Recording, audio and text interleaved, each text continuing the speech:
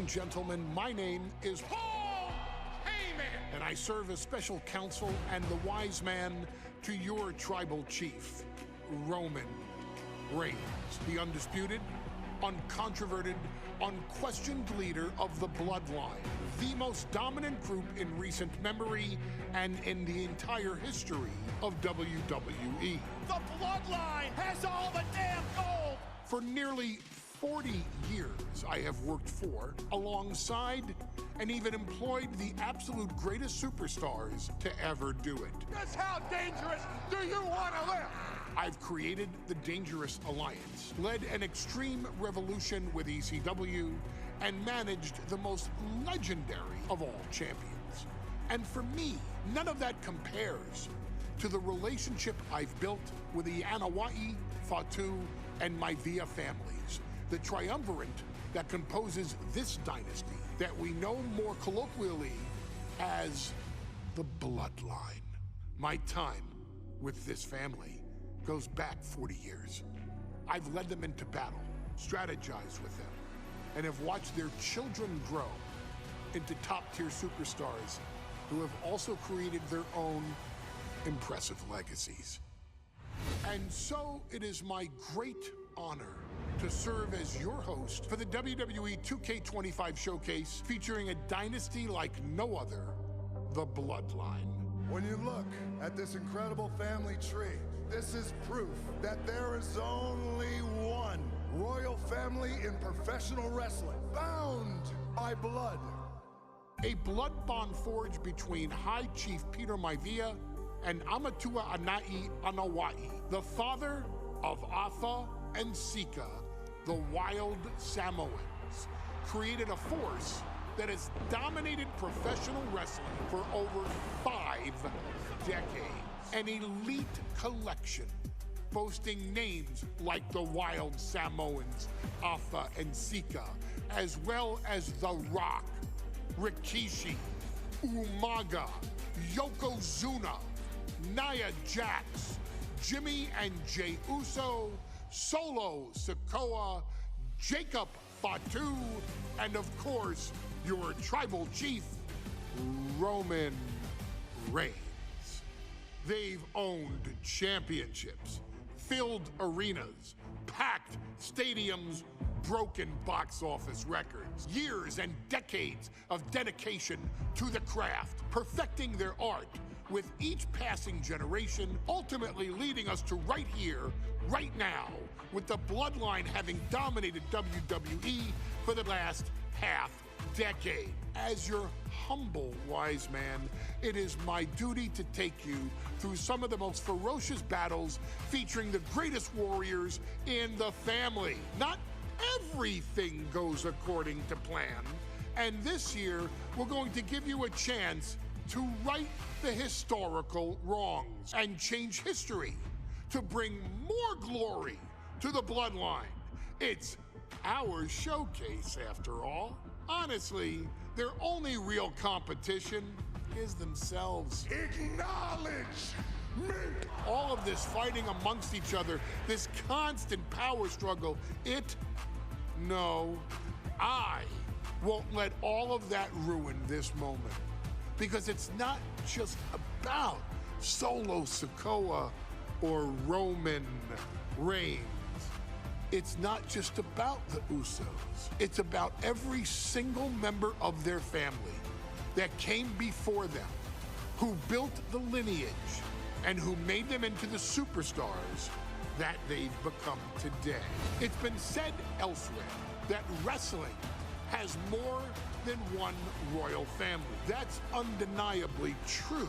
Also undeniably true is that for all of those other families, there's only one Bloodline dynasty. In a family that specialized in brute force over the years, perhaps no one better personified this than Rodney Anoa'i, nephew to the Wild Samoans, better known to the WWE Universe as the mighty Yokozuna.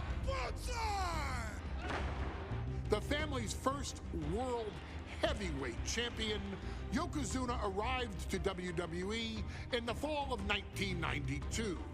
An imposing behemoth, to say the least, Yokozuna would make an immediate statement, winning the 1993 Royal Rumble just a few months after his debut.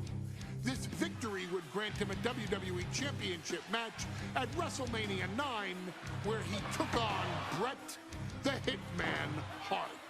This meteoric rise to the top was only a hint of the dominance Yokozuna would have on WWE for the next year. 2 WWE championships, a WWE Tag Team Championship, victory over the era's titans like Bret Hart, Undertaker, Lex Luger, and Hulk Hogan. Yokozuna is my middle name. I'm named after my uncle. I carry it with like so much pride and weight on my shoulders just because of like what he's done for this business and like who he is as a person too. It's a cool middle name to have, man. I represent it with the pride, man, that I have. Hopefully, man, I'm making him proud by doing it. The manner in which Yokozuna melded incredible size with unspeakable agility shocked the WWE Universe, who to that point were used to their monsters hitting hard but moving slow.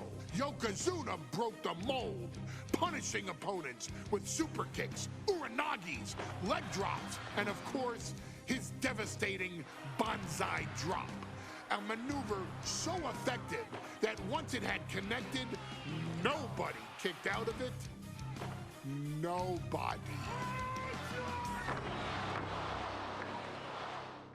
Rodney was a very unique talent. I think the way he was able to handle all the pressure, it was kind of parallel to how he was in the ring. For someone to be so big and to be so nimble, you just don't see that very often. Rodney was one of those first solo guys, singles competitor guys that was able to go out there and really just make waves, make a big splash. I mean, pun intended, I guess. You know, that fool jumped in a pool, he'd knock out all the water, and that's the way it felt sometimes. He would go into those arenas and just suck in all the energy and be able to give it back. So when I look at Rodney, I see someone very similar to me, someone who understands the top, the very, very top of the game, the top position, and everything that goes along with it. In a career filled with so many highlight reel moments, perhaps nothing stands out more than when Yokozuna faced and defeated the so-called immortal Hulk Hogan at the first King of the Ring event in 1993. Looking to humiliate Hogan after the Hulkster stole Yokozuna's WWE Championship only 2 minutes after Yokozuna defeated Bret Hart for the title months earlier at WrestleMania 9, Yokozuna entered the ring totally focused on the task at hand. And on that night, he not only got revenge, but his victory would send Hogan packing from WWE for nearly 9 years. Hulk Hogan is finished. Many felt that Yokozuna had indeed killed Hulkamania. Now you get to possess the power of the mighty Yokozuna and deal out punishment to Hulk Hogan to walk out of the King of the Ring a 2-time WWE champion.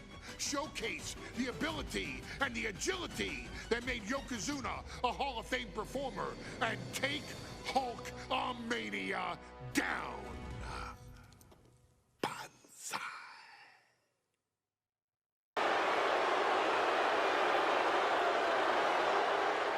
Listen to this. What a phenomenal ovation for the Social media is buzzing, as it always is when this title is defended.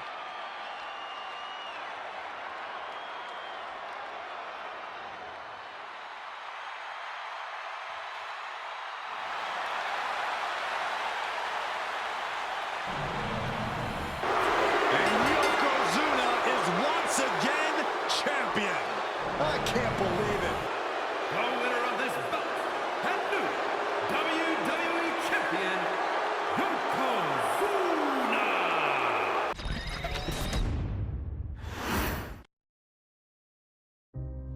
Our next chapter sees the showcase spotlight shine on an area in which the family built their legacy: tag team wrestling. starting with the wild Samoans, Afa and Sika, all the way through to more recent champions like the Usos or Tama Tonga and Tonga Loa. This dynasty has always excelled in tag team competition, consistently showing an ability to dominate the division with a wide variety of looks. And the first team that we will look at, accompanied to the ring by Afa himself. Fatu and Samu, the Head Shrinkers. They put the fear in people's hearts. That's what the Head Shrinkers did back in the day. Second to none in that ring. You know, hard-nosed, battle-tested. They went for it every single night. More astute fans may also know that early in their journeys, Samu and Fatu were managed by me, Paul Heyman, then known as Paul E. Dangerously. and the SST, the Samoan SWAT team. The Samoan SWAT team is here. Vengeance is mine. Already an imposing force that early on, their future greatness was obvious to so many industry experts. Afa, more than anybody, knew he had the team on his hands, with Samu being his son and Fatu his nephew. The tribal elder was able to mentor both, instilling in them the same unrelenting approach to competition that made the wild Samoans world famous. The team toured through regional promotions before a quick stop with me in WCW, but WWE was always their goal.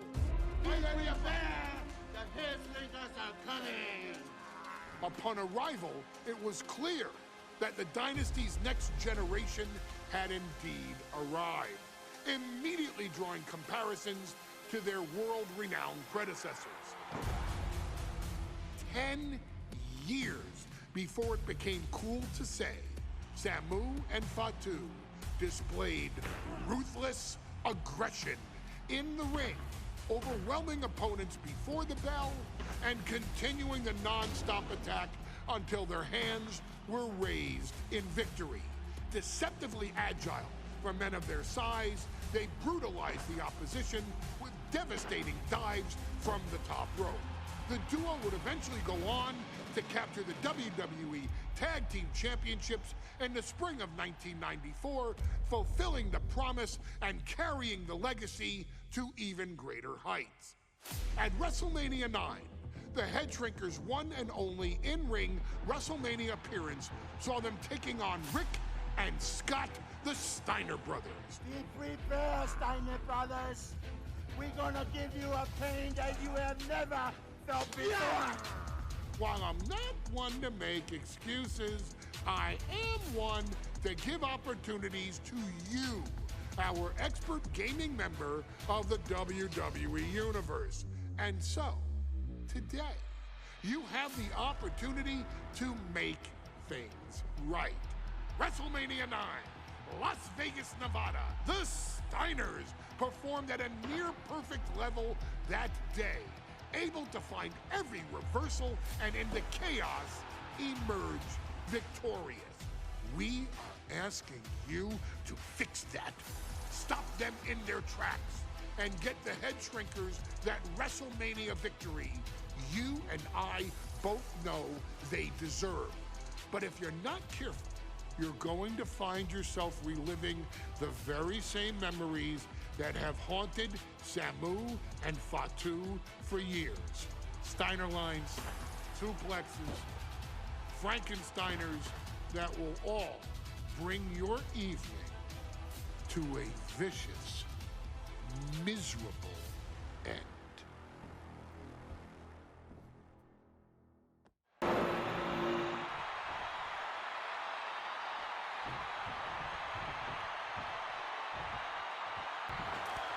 And there goes Steiner, sent outside the ring.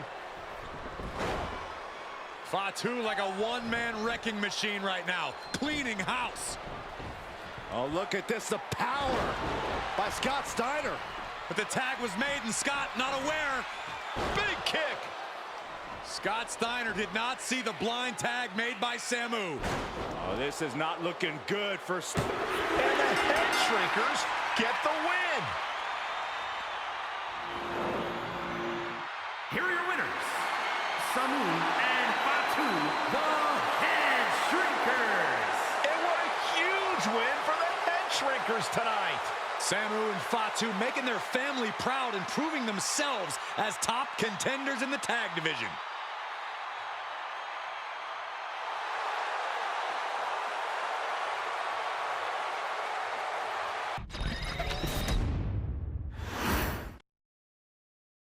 Hey, let's put this in the simplest of all terms. Dwayne "The Rock" Johnson is the biggest celebrity on the face of the planet today.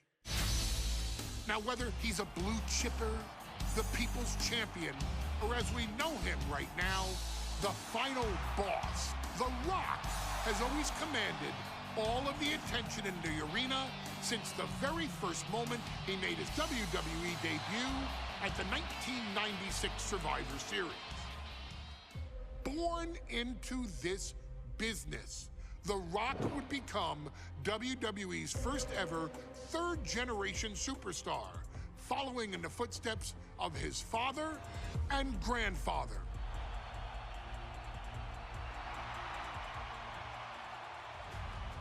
Who had competed in WWE rings before him. Dwayne had the huge responsibility. There's a legacy, and you have to take it so seriously. Even with incredibly high expectations, the Great One surpassed them all, along with the usual achievements if your name is The Rock. 2 Intercontinental Championships, 5 Tag Team Championships, 8 WWE Heavyweight Championships, a Royal Rumble victory, not even to forget the fact that The Rock once led an entire nation. The Rock has one of the more noteworthy feats in WWE history, earning WrestleMania victories over Hulk Hogan, Stone Cold Steve Austin, and John Cena. Each of these men are known as the faces of their respective era. Each of these men found out what happens when you go one-on-one. Oh, you know the rest. Of course, The Rock rivaled Stone Cold Steve Austin's popularity during the vaunted Attitude Era, tearing opponents down with rock bottoms and people's elbows while tearing them apart on the mic with cutting one-liners and catchphrases that are still recited to this day. If you smell, know your role and shut your mouth. He ended CM Punk's 434-day title reign as WWE Champion at the 2013 Royal Rumble as well, after having only competed twice over the previous 9 years, displaying the always ready mentality and physical conditioning on which he has built his global brand. But you don't need me to rattle off The Rock's resume to you, now do you? Of course not. The man is an occasion unto himself. He has headlined the biggest events against WWE's most iconic superstars and has always found a way to, how does he put it? Layeth the smackdown on some jabroni's candy ass. I couldn't have said it better myself, although I think I may have just done that. But indeed, he has.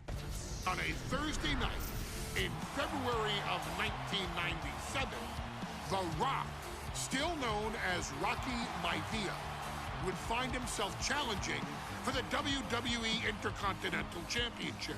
Only a few months into his tenure, he would be matched up against a face that would ultimately become one of his most familiar and hated rivals, Triple H, Hunter Hearst Helmsley.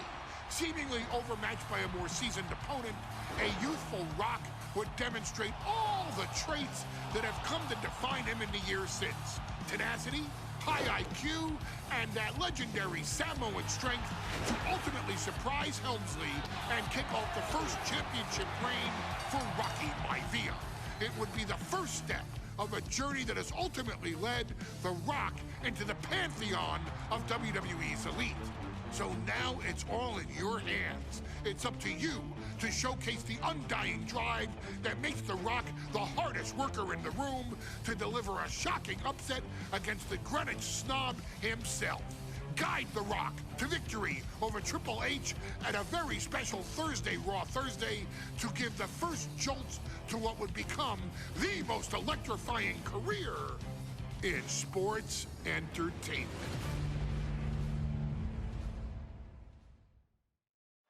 You can see it in the eyes of each individual.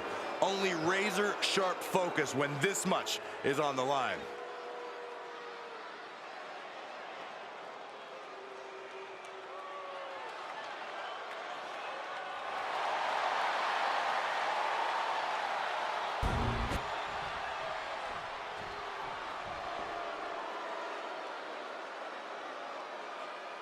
With a kick to the gut.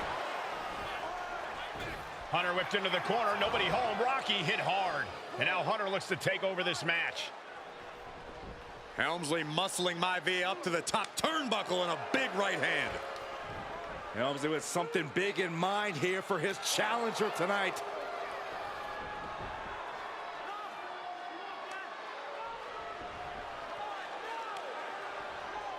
Well, this is just blatant disrespect from the arrogant champion. Almost daring Rocky. Hey, you really want my title? You really think you're going to be Intercontinental Champion? Up to the top. Hooking Rocky into a superplex. This could be it. Can Hunter capitalize? This could be it. Hook of the leg and a cover. And Rocky stays in it, getting his shoulder up. Still not enough to put out the flame of Rocky Maivia. Hunter has to be asking himself, what else do I have in my arsenal? And I think we may get our answer, gentlemen. Yeah, it's just a matter of time, I believe, before this one's over. Hunter hooking Rocky, taking his time, looking to put him away. Maivia just collapsed. This just shows you how much damage Hunter Hearst Helmsley has inflicted on the challenger in this matchup. I think Maivia's done. Official might want to step in, call this one. The official checking on Rocky. Hunter Hearst Helmsley believes this is close to being over. Lifting him back up again. Rocky rolls through. Shoulders down. Rocky wins the title. Rocky Maivia has shocked Hunter Hearst Helmsley. Here is your winner and the new Intercontinental Champion, Rocky Maivia. We have a new Intercontinental Champion. In a family of elite combat athletes and top-tier performers, the final boss has always stood out, even when he was just a blue chipper. But there wouldn't be a final boss. There wouldn't even be a bloodline if it wasn't for The Rock's grandfather, the High Chief Peter Maivia. You can think of him as the first boss. Predecessor to the tribal chief. He is one of, if not the foundation for our family. The Anoa'i Fatu Maivia wrestling dynasty. I don't think there's anybody more responsible for what's going on now than the High Chief himself. Peter Maivia isn't simply one of the two principals behind the sacred blood bond. He's also an incredibly decorated professional wrestler who traveled the world and won titles everywhere he went. New Zealand, Japan, Europe, and here in the United States, where he enjoyed especially successful runs in Hawaii and California. Maivia would eventually find his way to WWE, engaging in legendary battles with the likes of superstar Billy Graham. His larger-than-life personality would win the WWE Universe over in short order, as it had throughout his entire career. In the ring, High Chief Peter Maivia was a potent blend of brawn and grappling technique, often muscling his opponents down to the mat through a variety of joint locks and then switching to more painful holds once grounded. His sleeper hold and stump puller were both feared and renowned, and make no mistake about it, Maivia knew there was always more than one path to the ultimate victory. Out of the ring, High Chief Peter Maivia also ran one of the most successful wrestling promotions on the planet, Polynesian Pro Wrestling, based out of Hawaii, showing his mastery of the business in every aspect. His induction into WWE's Hall of Fame class of 2008 was supremely deserved, forever enshrining Peter Maivia as the legend he always was. And now, we present to you the opportunity to walk in the boots of the legendary High Chief Peter Maivia, facing off against one of the most legendary WWE rivals, George the Animal Steele. You will settle this score once and forever, and showcase the overwhelming strength of Peter Maivia, which has ever since remained as a hallmark for every single solitary member of this bloodline. Steele is no easy battle, though. He thrives in the chaos, one of pro wrestling's true madmen. He'll even try to eat part of the ring if he thinks it'll help him break you down. So do your best and honor High Chief Peter Maivia properly with a resounding victory.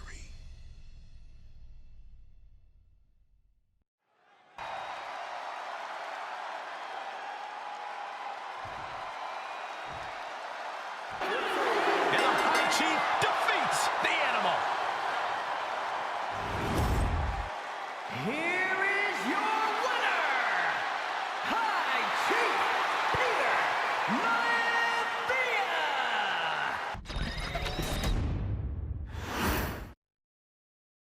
She's not like most girls. She's also not like most WWE superstars. Nia Jax, the reigning queen of the ring, is a reckoning, a force of nature that blitzes right through her competition.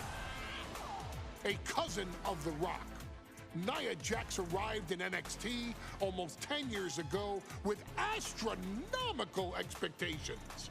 Undaunted, Nia Jax would dominate early opponents, finding herself competing for the NXT Women's Championship mere months after her debut. It did not take long for those running Raw and SmackDown to take notice. Well, our next pick, Nia Jax.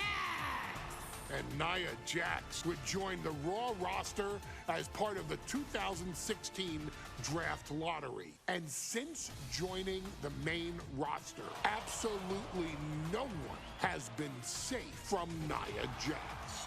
She is a two-time women's champion. She is a two-time women's tag team champion. She competed in the men's Royal Rumble match in 2019, even getting an elimination while in the ring. Nia Jax looking to eliminate. She does.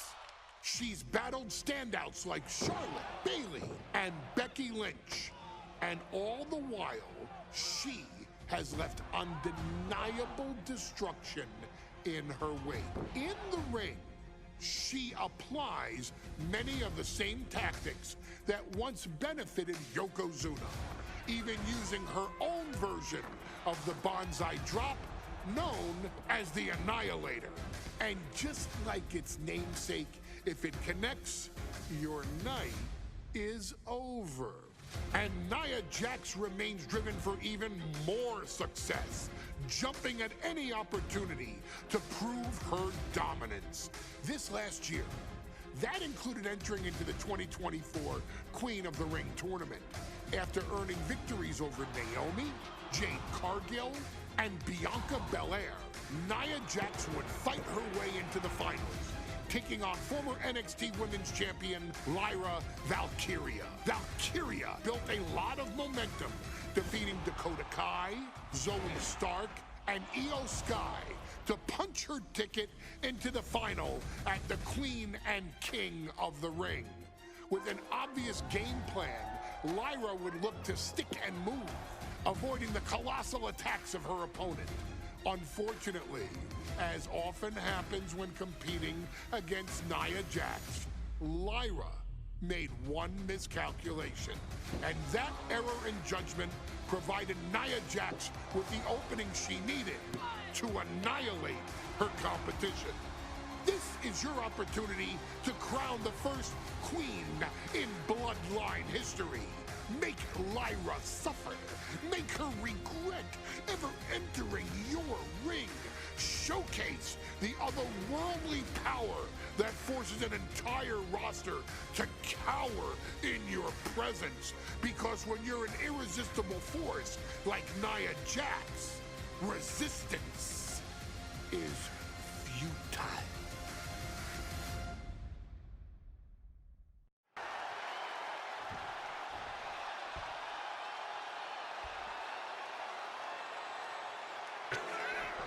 And Nia now misses wildly. Lyra goes up over the top. Nia's got it caught, though. Lyra trying to rely on her technique to bring down the irresistible force, but having no luck at the moment. I'm not sure this is going to work either. Jax just entirely too strong, but whoa! That was interesting. Oh, nice athleticism by Valkyria. Even Jax might be a little impressed. I wouldn't go that far, Saxton. Here comes Nia, just imposing her will on Lyra Valkyria. Again, Lyra showing how resourceful she is, applying the sleeper to Nia Jax. Lyra tried to hold on. And now Nia Jax in control, and she's going to look to put Lyra away. Nobody home, set outside the ring, and Valkyria's got a chance. Huge window of opportunity. Right now for Lyra Valkyria to strike. Lyra may actually pull this off. Lyra may become queen. Valkyria crushed in the corner by Jax. Squashing Lyra in the corner, and the beginning of the end may be near. And Nia now, with Lyra on her back, going to climb up to the second rope. This is a scary situation for Lyra. Oh, look at this. Maybe not. No way. There's no way. Oh, my. Oh, no. Good night, Annihilator. Here is your winner and the new Queen of the Ring, Nia Jax.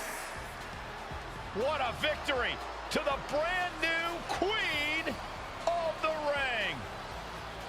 Nia said she would do it, and she backed up her claims. And now the Chief Content Officer of WWE and Triple H going to come in to congratulate Nia Jax, officially crown her the Queen of the Ring. Absolute dominance by the new queen.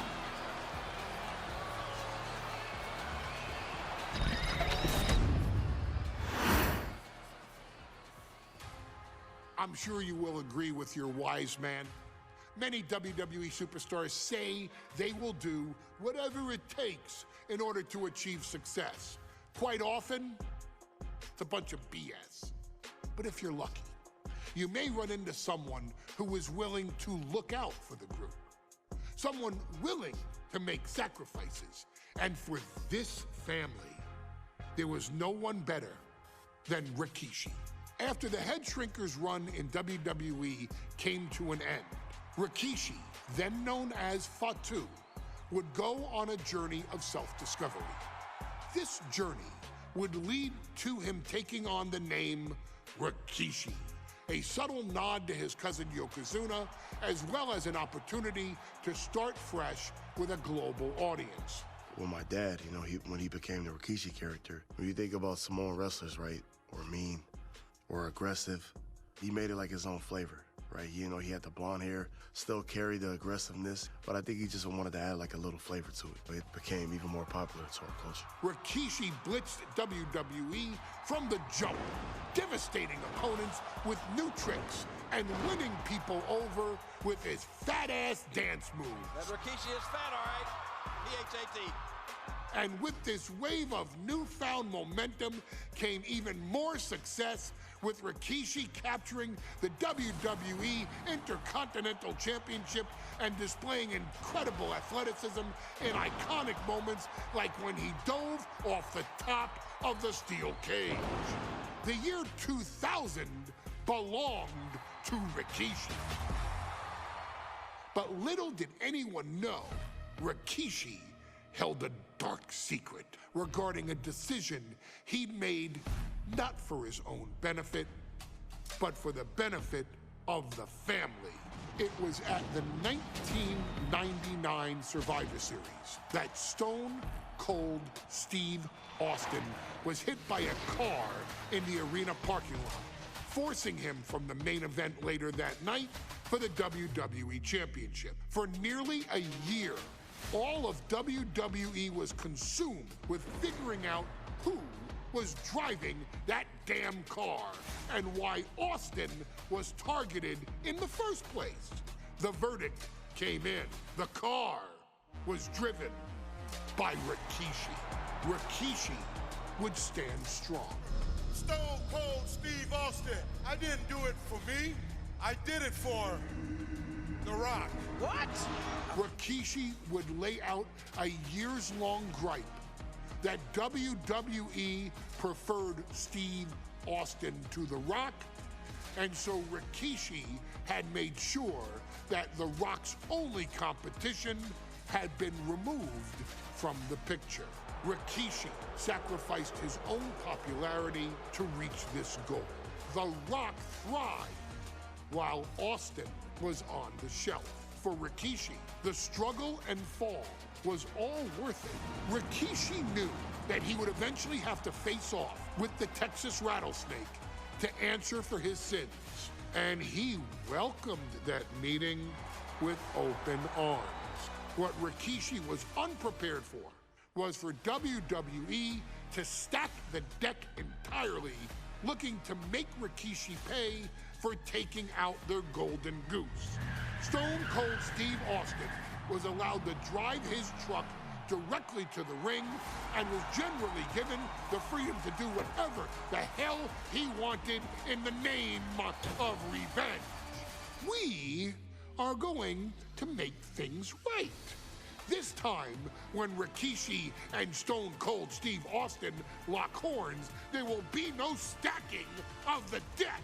Someone willing to give of himself so that his family, this family, can succeed, deserves better. So get in there and showcase the never say die spirit that has led this family to victory time and time and time and time and time and time again. Use whatever weapon you can get your hands on and prove to Stone Cold Steve Austin that you will do anything for the people.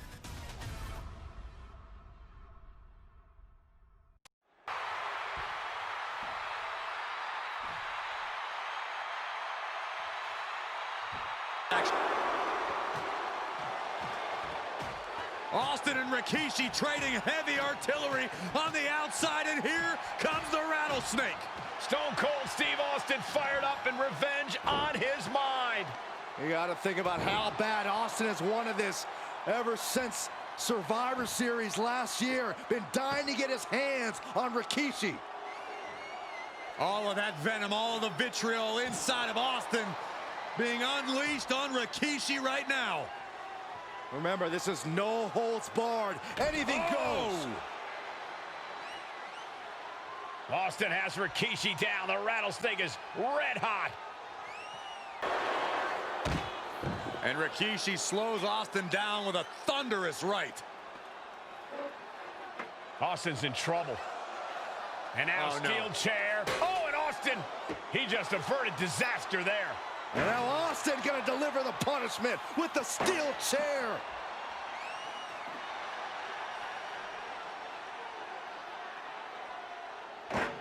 A relentless Texas rattlesnake beating the brakes off of Rikishi with a steel chair. And again, thunderous blows by Austin. Down goes Rikishi. Austin beating the hell out of him. Rikishi somehow defangs the rattlesnake. Damn it. The winner of this bout, Rikishi! This is not what many of us expected to see.